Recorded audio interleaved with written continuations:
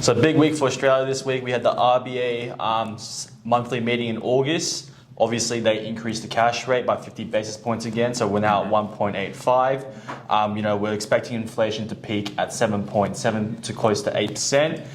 There's low consumer confidence. Obviously, small business sentiment is also being lowered. Do you think this could affect the unemployment rate as we see businesses slow down their operations? It certainly will. It certainly will, and that's exactly the factors the RBA has predicted. Yeah. But the RBA has one focus point right now, which is high inflation. Mm-hmm. They wanted to, reduce inflation so badly, so they will be happy to,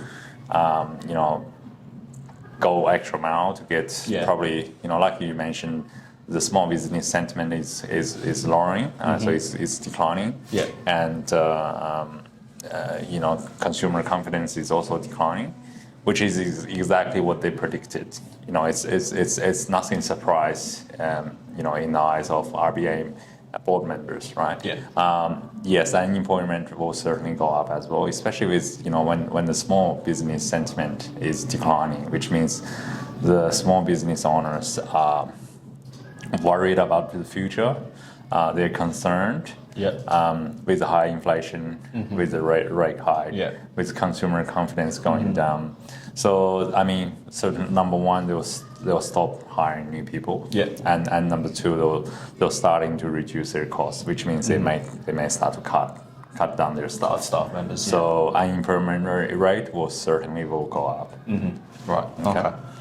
Just to follow up, do you think with all these interest rate hikes from the RBA, do you think it's possible we may over tighten and actually go into a recession?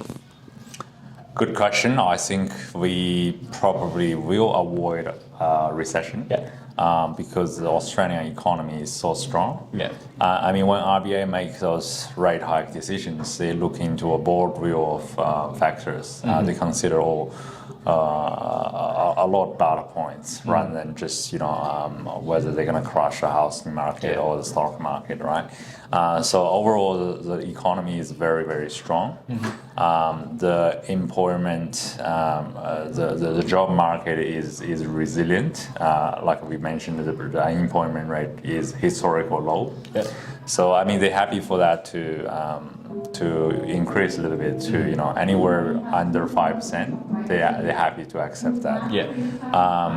So whether or not they're gonna over tighten with their interest rate policy or monetary policies.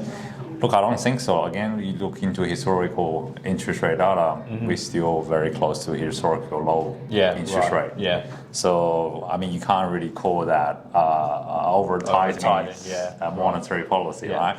We're not very near that, right? So people just have to understand that and plan for how their family household debts or spendings in the next few months, I guess. Yeah. Okay.